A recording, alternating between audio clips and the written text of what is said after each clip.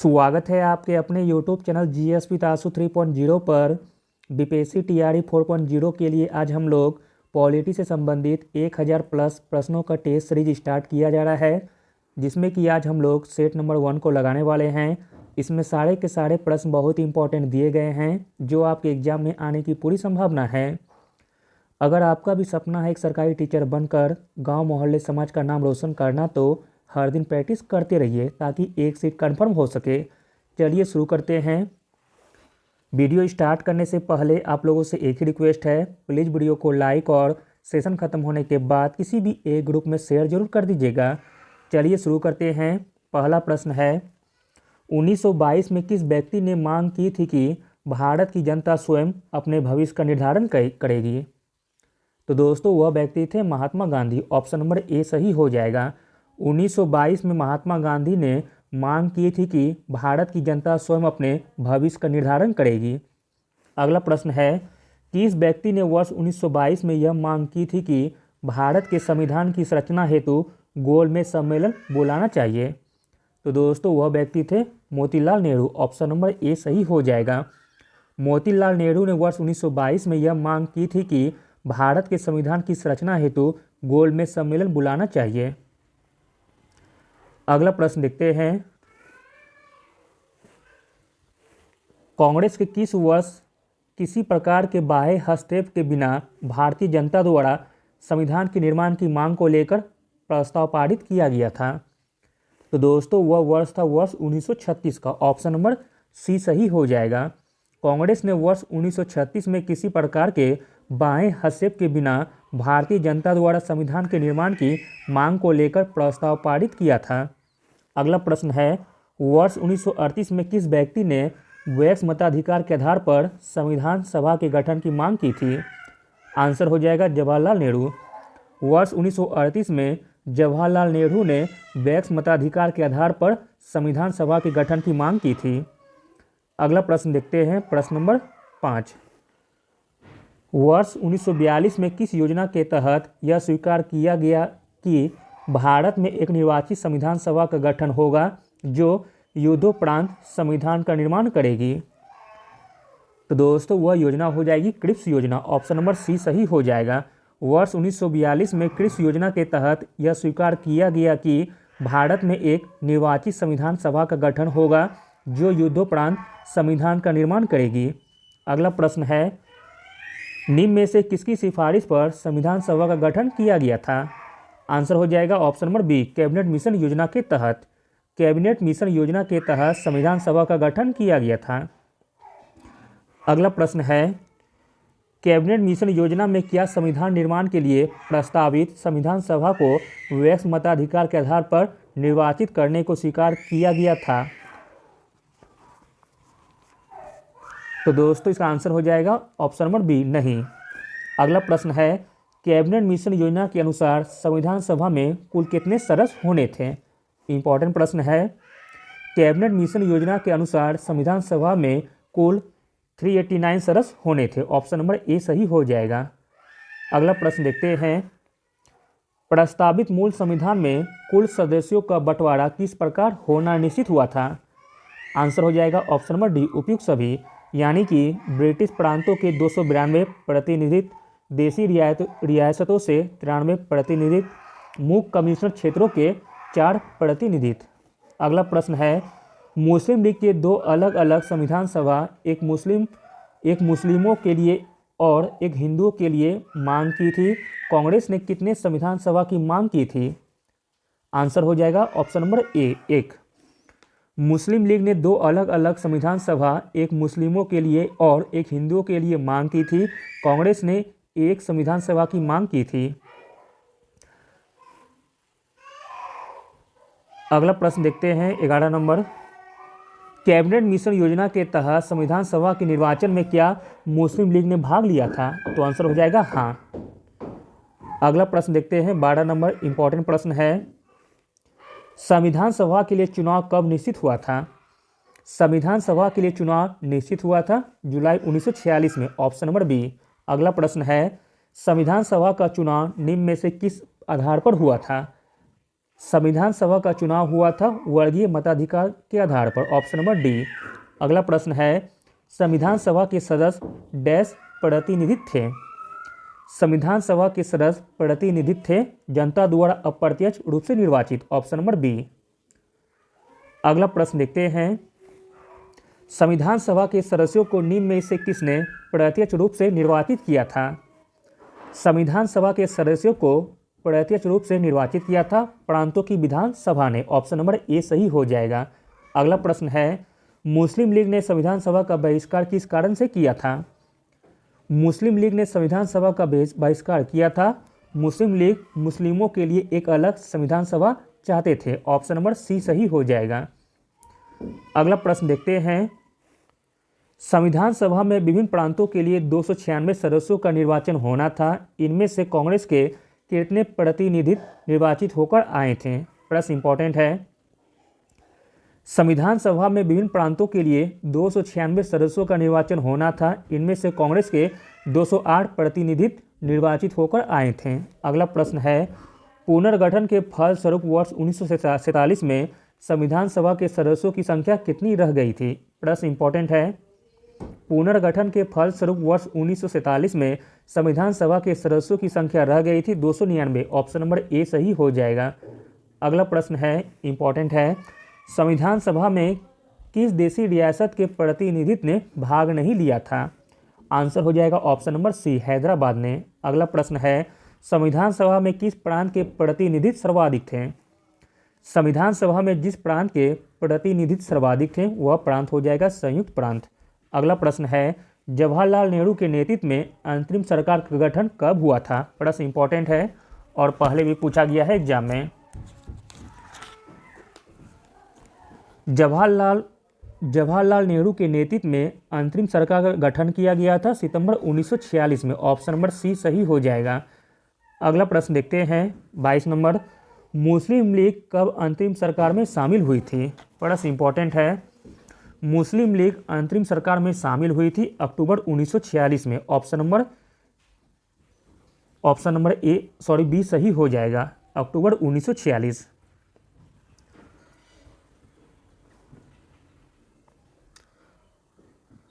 अगला प्रश्न देखते हैं 23 नंबर, अंतरिम सरकार में शामिल होने के बाद क्या मुस्लिम लीग ने संविधान सभा में भाग लिया था। तो आंसर हो जाएगा नहीं। अगला प्रश्न है, संविधान सभा की पहली बैठक किस दिन शुरू हुई थी। संविधान सभा की पहली बैठक शुरू हुई थी 9 दिसंबर 1946 को। Option number C. अगला प्रश्न देखते हैं 25 नंबर, संविधान सभा का पहला अधिवेशन कितनी अवधि तक चला था। संविधान सभा का पहला अधिवेशन चला था 9 दिसंबर 1946 से लेकर 23 दिसंबर 1946 तक। अगला प्रश्न है, देश के स्वतंत्र होने के पश्चात संविधान सभा की पहली बैठक कब हुई थी। मोस्ट इंपॉर्टेंट प्रश्न है। देश के स्वतंत्र होने के पश्चात संविधान सभा की पहली बैठक हुई थी 31 अक्टूबर 1947 को। Option number D. अगला प्रश्न देखते हैं, संविधान सभा की अस्थायी अध्यक्ष किसे चुना गया था। संविधान सभा का अस्थायी अध्यक्ष चुना गया था डॉक्टर सचिदानंद सिन्हा जी को। अगला प्रश्न है, संविधान सभा का अस्थायी अध्यक्ष कौन था। संविधान सभा का अस्थायी अध्यक्ष था डॉक्टर राजेंद्र प्रसाद। अगला प्रश्न है, संविधान निर्माण की दिशा में पहला कार्य उद्देश्य प्रस्ताव था 22 जनवरी 1947 को। यह प्रस्ताव किसने प्रस्तुत किया था। आंसर हो जाएगा option number B, Jawaharlal Nehru ने। अगला प्रश्न है, संविधान निर्माण के विभिन्न पहलुओं से संबंधित कौन कौन समितियां संविधान सभा में नियुक्त की गई थी। तो दोस्तों इसका आंसर हो जाएगा ऑप्शन नंबर डी, उपयुक्त सभी, यानी कि संघ संविधान समिति, प्रांतीय संविधान समिति, संघ शक्ति समिति तथा प्रारूप समिति। अगला प्रश्न है, संविधान के विभिन्न पहलुओं के अध्ययन हेतु संविधान सभा ने कितनी समितियां नियुक्त की थी। आंसर है ऑप्शन नंबर सी, 13 समितियां। अगला प्रश्न देखते हैं, संविधान सभा के सचिवालय की परामर्शी शाखा के संविधान का पहला प्रारूप कब प्रस्तुत किया गया था। आंसर हो जाएगा ऑप्शन नंबर सी, अक्टूबर 1947 को। अगला प्रश्न है, संविधान सभा के प्रारूपण समिति की नियुक्ति कब की गई थी। प्रश्न इंपॉर्टेंट है और पहले भी पूछा गया है एग्जाम में। संविधान सभा के पारूपम समिति की नियुक्ति की गई थी 29 अगस्त 1947 को, ऑप्शन नंबर सी। अगला प्रश्न देखते हैं, संविधान सभा के पारूपम समिति का अध्यक्ष किसे चुना गया था? संविधान सभा के पारूपम समिति का अध्यक्ष चुना गया था डॉक्टर BR अम्बेडकर जी को, ऑप्शन नंबर बी। अगला प्रश्न देखते हैं,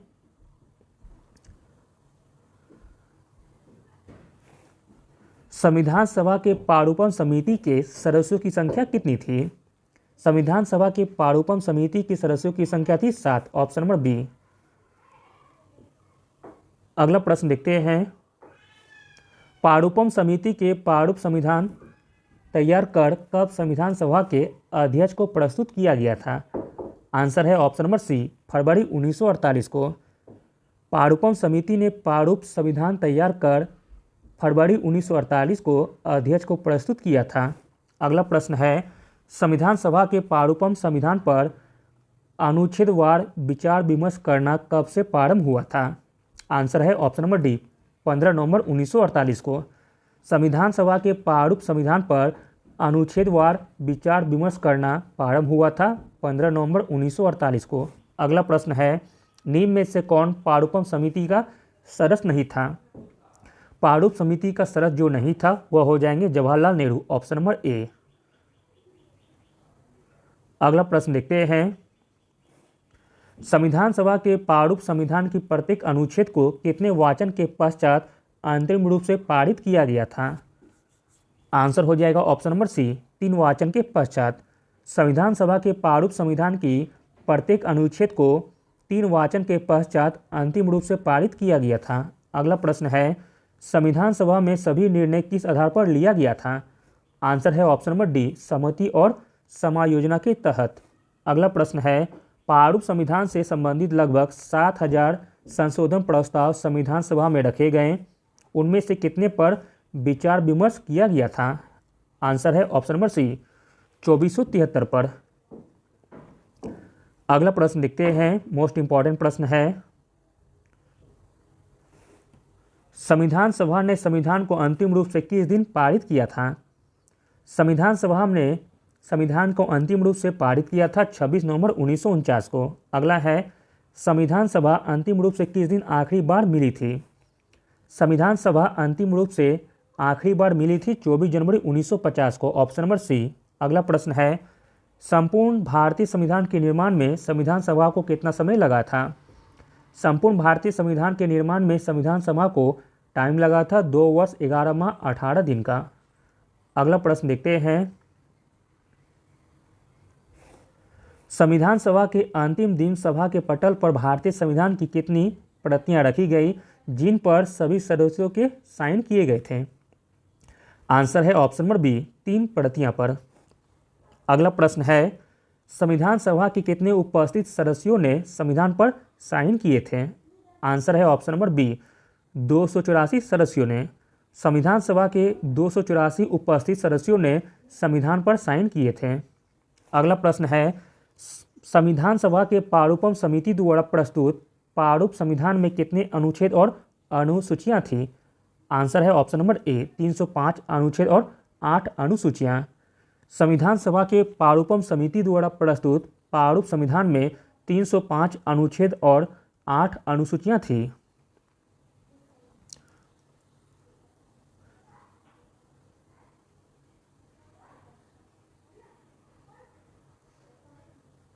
अगला प्रश्न देखते हैं, भारतीय स्वाधीनता अधिनियम को किस दिन ब्रिटिश सम्राट की स्वीकृति मिली थी? मोस्ट इंपॉर्टेंट प्रश्न है, भारतीय स्वाधीनता अधिनियम को जिस दिन ब्रिटिश सम्राट की स्वीकृति मिली थी वह दिन था 18 जुलाई 1947 को। अगला प्रश्न है, जब भारत स्वतंत्र हुआ उस समय ब्रिटेन का प्रधानमंत्री कौन था और किस दल की सरकार थी? प्रश्न इंपॉर्टेंट है, जब भारत स्वतंत्र हुआ उस समय ब्रिटेन का प्रधानमंत्री था क्लेमेंट एटली, जो कि लेबर दल की सरकार थी। अगला प्रश्न देखते हैं, जब भारत स्वतंत्र हुआ उस समय कांग्रेस का अध्यक्ष कौन था? मोस्ट इंपॉर्टेंट प्रश्न है और कई बार पूछा गया है एग्जाम में। जब भारत स्वतंत्र हुआ उस समय कांग्रेस का अध्यक्ष था JB कृपलानी। अगला प्रश्न है, 15 अगस्त 1947 से 26 जनवरी 1950 के दौरान भारत का राजनीतिक दर्जा क्या था? आंसर है ऑप्शन नंबर डी, ब्रिटिश राष्ट्रकुल का एक अधिराज था। अगला प्रश्न देखते हैं, संविधान सभा द्वारा अंतिम रूप से पारित संविधान में कुल कितने अनुच्छेद और अनुसूचियां थी? आंसर है ऑप्शन नंबर सी 395 अनुच्छेद और 8 अनुसूचियां। अगला है, वर्तमान में भारतीय संविधान में कितने अनुच्छेद और अनुसूचियां हैं? आंसर है ऑप्शन नंबर डी 443 अनुच्छेद और 12 अनुसूचियां। अगला प्रश्न देखते हैं, इम्पॉर्टेंट है, भारतीय संविधान किस दिन पूर्णतः लागू हुआ था? भारतीय संविधान पूर्णतः लागू हुआ था 26 जनवरी 1950 को। अगला है, किस दिन भारत का गणतंत्र के रूप में जन्म हुआ?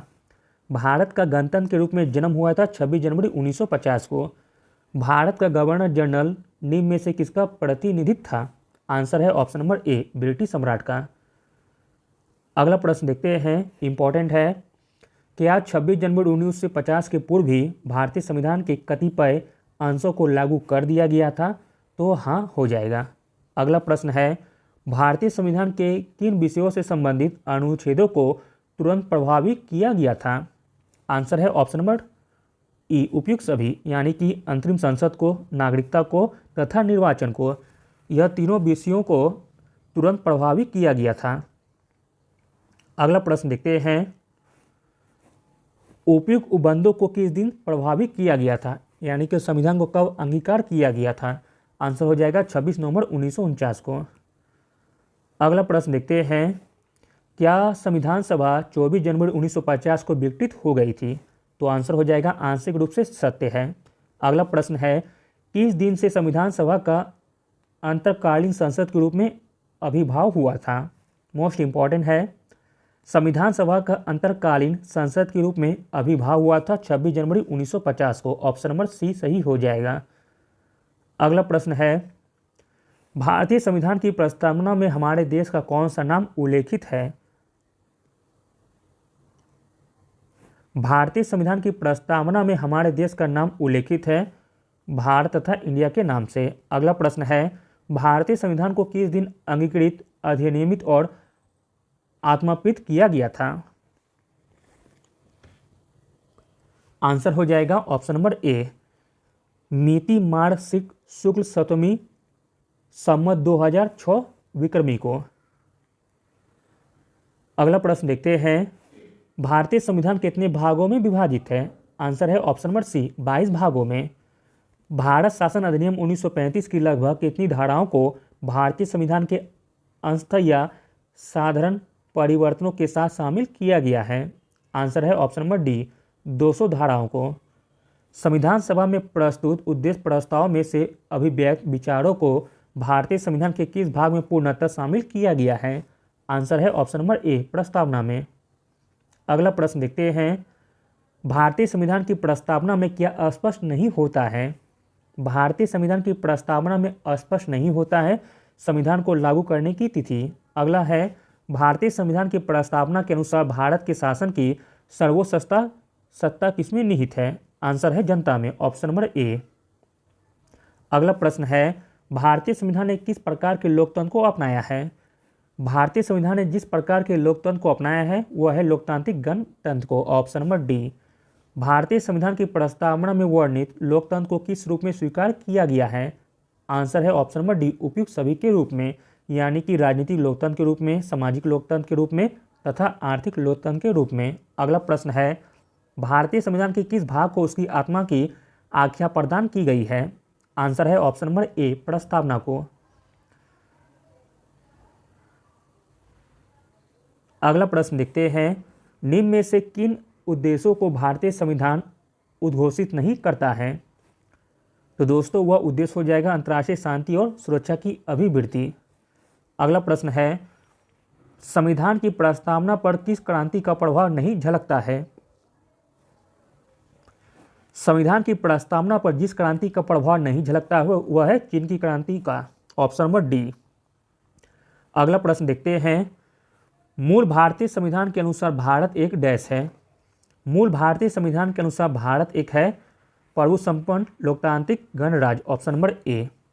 42वें संवैधानिक संशोधन अधिनियम 1976 के पश्चात अब भारत एक डैश है। 42वें संवैधानिक संशोधन अधिनियम 1976 के पश्चात अब भारत एक संपूर्ण प्रभु संपन्न समाजवादी धर्मनिरपेक्ष लोकतांत्रिक गणराज्य है। ऑप्शन नंबर बी सही हो जाएगा। अगला प्रश्न देखते हैं। 42वें संवैधानिक संशोधन अधिनियम द्वारा प्रस्तावना में किन शब्दों को नहीं जोड़ा गया है? तो दोस्तों वह शब्द है गुटनिरपेक्ष शब्द, जो कि 42वें संवैधानिक संशोधन के द्वारा नहीं जोड़ा गया है। अगला प्रश्न है, संविधान के अनुसार भारत एक डैश है। संविधान के अनुसार भारत एक राज्यों का संघ है। Option number B. भारत में किस प्रकार की शासन व्यवस्था अपनाई गई है? भारत में जिस प्रकार की शासन व्यवस्था अपनाई गई है वह है ब्रिटिश संसदात्मक प्रणाली। ऑप्शन नंबर बी सही हो जाएगा। अगला प्रश्न देखते हैं, इंपॉर्टेंट है। भारतीय संविधान में निम्न में से किस अधिनियम को ढांचे को स्वीकार किया गया है? भारतीय संविधान में जिस अधिनियम के ढांचे को स्वीकार किया गया है वह है भारत शासन अधिनियम 1935 को। अगला प्रश्न है, भारत के संसदीय प्रणाली पर किस देश के संविधान का स्पष्ट प्रभाव है? आंसर है ऑप्शन नंबर ए, ब्रिटेन का।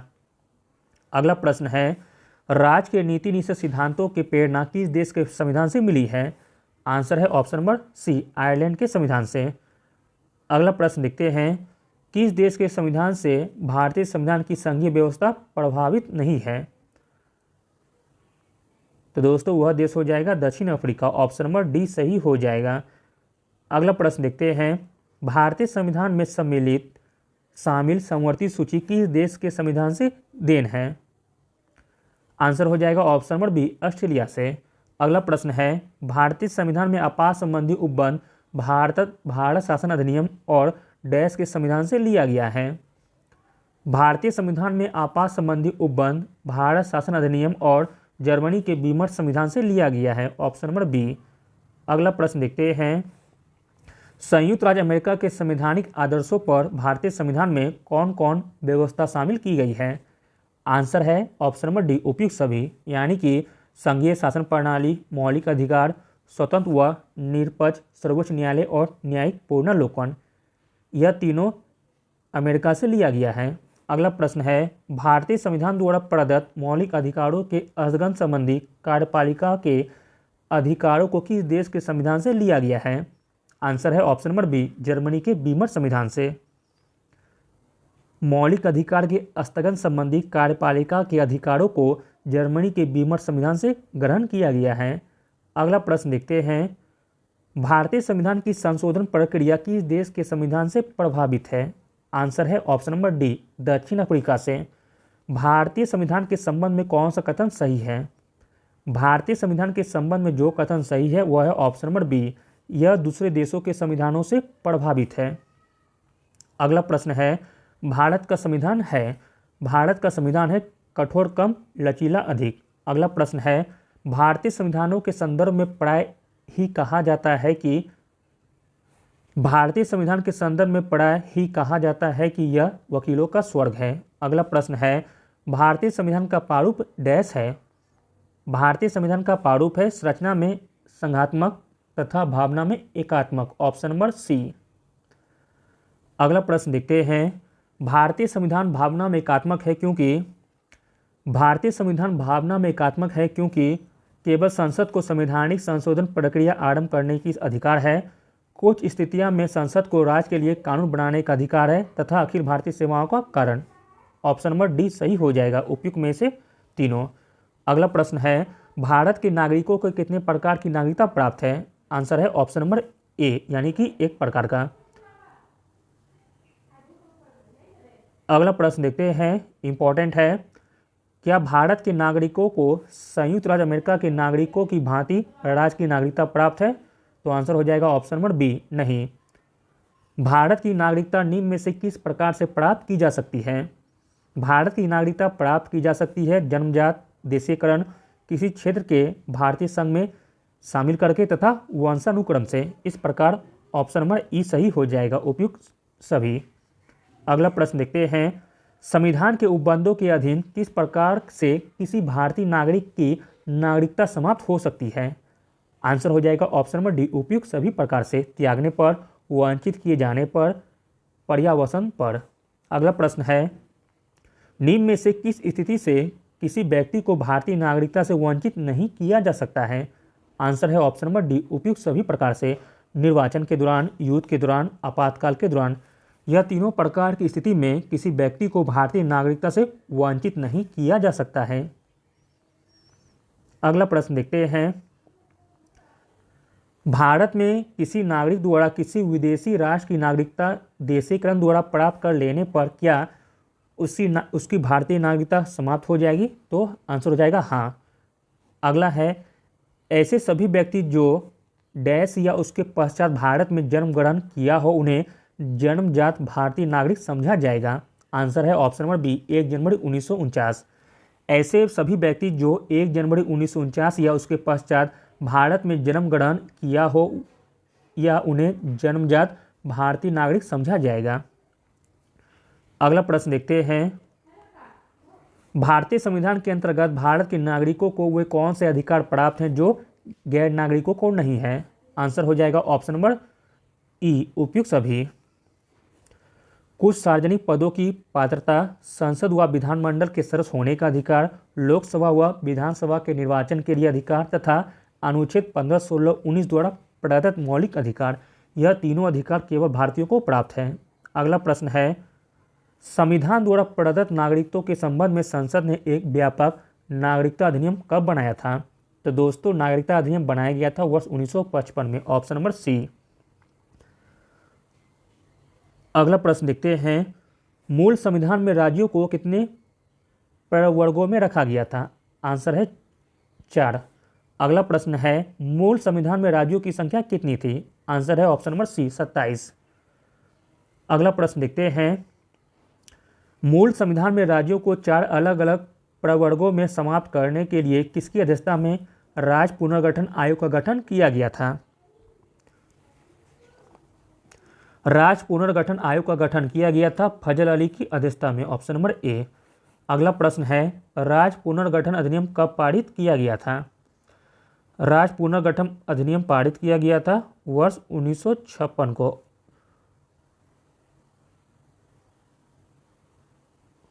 राज्य पुनर्गठन अधिनियम कब पारित किया गया था? तो 1956 को। Option number C. अगला प्रश्न है, राज्य पुनर्गठन अधिनियम 1956 के पश्चात राज्य और संघ शासित क्षेत्रों की संख्या क्रमशः कितनी थी? आंसर है 14 और 5। राज्य पुनर्गठन अधिनियम 1956 के पश्चात राज्य और संघ शासित क्षेत्रों की संख्या थी 14 और 5। अगला प्रश्न है, भारत किस प्रकार अन्य राज्य क्षेत्र अर्जित कर भारतीय संघ में सम्मिलित कर सकता है? आंसर हो जाएगा ऑप्शन नंबर ई, उपयुक्त सभी प्रकार से। विधिक न्यायगम द्वारा, संधि द्वारा, विजय द्वारा तथा अभ्यर्पण द्वारा। अगला प्रश्न देखते हैं, मोस्ट इंपॉर्टेंट है, भारत में कराईकल माहे, यानम सहित पौंडीचेरी की फ्रांसीसी बस्ती को फ्रांसीसी सरकार ने किस वर्ष भारत को अधिकृत किया था? आंसर हो जाएगा ऑप्शन नंबर बी, 1954 को। पुडुचेरी को किस वर्ष भारतीय संघ में सम्मिलित किया गया था? पुडुचेरी को भारतीय संघ में सम्मिलित किया गया था वर्ष 1962 को। अगला प्रश्न है, किस वर्ष गोवा सहित अन्य पुर्तगाली बस्तियों को भारतीय संघ में शामिल किया गया था? तो दोस्तों, वह वर्ष था वर्ष 1962 को। वर्ष 1962 को गोवा सहित अन्य पुर्तगाली बस्तियों को भारतीय संघ का राज्य क्षेत्र बनाया गया था। अगला प्रश्न देखते हैं, संविधान लागू होने के पश्चात निम्न में से कौन भारतीय संघ में आरक्षित राज्य था? आंसर है ऑप्शन नंबर डी, सिक्किम। किस वर्ष सिक्किम को भारतीय संघ में संयुक्त राज्य के रूप में शामिल किया गया था? आंसर है ऑप्शन नंबर बी, 1975 को। अगला प्रश्न है, किसी राज्य से कोई क्षेत्र पृथक कर या 2 या अधिक राज्यों को या राज्यों में मिलाकर या किसी राज्य क्षेत्र को किसी राज्य के साथ मिलाकर नए राज्य का निर्माण कौन कर सकता है? आंसर है ऑप्शन नंबर बी, संसद। अगला प्रश्न देखते हैं, राज्यों के पुनर्गठन हेतु क्या संवैधानिक संशोधन आवश्यक है? तो नहीं। अगला प्रश्न है, राज्यों के पुनर्गठन हेतु विधेयक को संसद में प्रस्तुत करने के पूर्व क्या राष्ट्रपति की सिफारिश की आवश्यकता होती है? तो आंसर हो जाएगा हाँ। अगला प्रश्न देखते हैं, राज्यों के पुनर्गठन के लिए विधेयक को संबंधित राज्यों के विधानमंडल को उनके विचार के लिए भेजा जाता है। यह प्रक्रिया कब अपनाई जाती है? आंसर है ऑप्शन नंबर ए, राष्ट्रपति की सिफारिश के पूर्व से। राज्यों के पुनर्गठन के लिए विधेयक को संबंधित राज्यों के विधानमंडल को उनके विचार के लिए भेजा जाता है। यह प्रक्रिया राष्ट्रपति की सिफारिश के पूर्व अपनाई जाती है। अगला प्रश्न है, इस संदर्भ में क्या राष्ट्रपति संबंधित राज्यों के विधानमंडल द्वारा प्रकट किए गए मतों से अवगत होता है? तो आंसर हो जाएगा हाँ। क्या संसद केंद्र शासित क्षेत्रों को राज्य का दर्जा प्रदान कर सकती है? तो हाँ। निम्न में से कौन राज्य का क्षेत्र घटा या बढ़ा सकता है? आंसर है ऑप्शन नंबर बी, संसद। अगला प्रश्न है, निम्न में से किसके द्वारा किसी राज्य का नाम किया जा सकता है? आंसर है ऑप्शन नंबर बी, संसद। निम्न में से किसे भारतीय संघ में शामिल करने के लिए संविधान में अनुच्छेद 2 को और 10वीं अनुसूची शामिल की गई? तो दोस्तों वह राज्य हो जाएगा सिक्किम, ऑप्शन नंबर सी। अगला प्रश्न है, वर्तमान में भारतीय संघ में क्रमशः कितने राज्य और केंद्र शासित क्षेत्र हैं? आंसर है ऑप्शन नंबर सी, 28 राज्य और 7 केंद्र शासित प्रदेश। अगला प्रश्न है, भारतीय संघ में किसी भू क्षेत्र को विदेशी राष्ट्र को हस्तांतरित करने के लिए क्या संवैधानिक संशोधन आवश्यक होती है? तो आंसर हो जाएगा हाँ। किसी विदेशी राष्ट्र के भू क्षेत्र को भारतीय संघ में शामिल करने के लिए संवैधानिक संशोधन की आवश्यकता होती है? तो हाँ। अगला प्रश्न है, निम्न में से किस भू क्षेत्र को भारत में 9वें संवैधानिक संशोधन अधिनियम 1960 द्वारा पाकिस्तान को हस्तांतरित किया गया था? तो दोस्तों वह क्षेत्र हो जाएगा बेरूबाड़ी क्षेत्र, ऑप्शन नंबर ए। बेरूबाड़ी भू क्षेत्र को भारत के 9वें संवैधानिक संशोधन अधिनियम 1960 द्वारा पाकिस्तान को हस्तांतरित किया गया था। अगला प्रश्न है, क्या स्वाधीनता के पूर्व भारत की जनता को मौलिक अधिकार प्राप्त था? तो आंसर हो जाएगा सीमित रूप में। वर्ष 1928 की किसकी अध्यक्षता में तैयार की गई रिपोर्ट में भारतीय जनता के लिए मौलिक अधिकार की मांग की गई थी? आंसर है option number B, Motilal Nehru की अध्यक्षता में। वर्ष 1928 में मोतीलाल नेहरू की अध्यक्षता में तैयार की गई रिपोर्ट में भारतीय जनता के लिए मौलिक अधिकारों की मांग की गई थी। अगला प्रश्न है, भारतीय संविधान द्वारा मौलिक अधिकार किन्हें प्राप्त है? आंसर है ऑप्शन नंबर डी, देश के सभी निवासियों को। अगला प्रश्न देखते हैं, भारतीय संविधान में उल्लेखित मौलिक अधिकार डैश है? आंसर है ऑप्शन नंबर बी, असीमित। क्या भारत की जनता को प्राकृतिक अधिकार प्राप्त है? तो हाँ।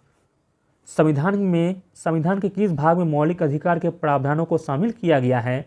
आंसर है ऑप्शन नंबर बी, भाग 3 में। अगला प्रश्न देखते हैं, क्या भारतीय संविधान में उल्लेखित मौलिक अधिकारों के प्रावधान अन्य किसी देश के संविधान की तुलना में अधिक विस्तृत है? तो हाँ। संविधान में मौलिक अधिकारों से संबंधित अनुच्छेदों की संख्या कुल कितनी है? आंसर है ऑप्शन नंबर सी, 23। संविधान में उल्लेखित मौलिक अधिकारों को निम्न में से किस वर्ग में रखा जा सकता है? आंसर है ऑप्शन नंबर सी, अधिकांश नकारात्मक किंतु कुछ सकारात्मक रूप में। अगला प्रश्न देखते हैं, मौलिक अधिकारों के उपभोग के संदर्भ में क्या भारतीय नागरिकों और गैर भारतीय नागरिकों में विभेद किया जा सकता है? तो आंसर हो जाएगा ऑप्शन नंबर सी, केवल कुछ मौलिक अधिकारों के संदर्भ में। निम्न में से किस प्रकार के मौलिक अधिकारों पर अधिक बल दिया गया है? आंसर है ऑप्शन नंबर ए, राजनीतिक एवं सामाजिक पर। निम्न में से किन पर मौलिक अधिकार बाध्यकारी है? आंसर हो जाएगा ऑप्शन नंबर डी, उपयुक्त सभी पर, यानी कि केंद्र सरकार पर, स्थानीय निकाय पर तथा राज्य सरकार पर। अगला प्रश्न देखते हैं, भारतीय राज्य क्षेत्र के बाहर किंतु भारत सरकार के नियंत्रण में रहने वाले भारतीय नागरिक क्या संविधान में उल्लेखित मौलिक अधिकारों का आश्रय ले सकते हैं? तो हाँ। संविधान में उल्लेखित मौलिक अधिकारों में कुछ से सशस्त्र बलों के सदस्यों को वंचित रखने के संबंध में निर्णय ले सकता है? तो संसद। संविधान में उल्लेखित मौलिक अधिकारों में कुछ से सशस्त्र बलों के सदस्यों को वंचित रखने के संबंध में निर्णय ले सकता है? संसद, ऑप्शन नंबर बी। अगला और अंतिम प्रश्न है, भारतीय संविधान में मौलिक अधिकार डैश है? भारतीय संविधान में मौलिक अधिकार प्रारंभ से ही है, ऑप्शन नंबर ए सही हो जाएगा। Thank you.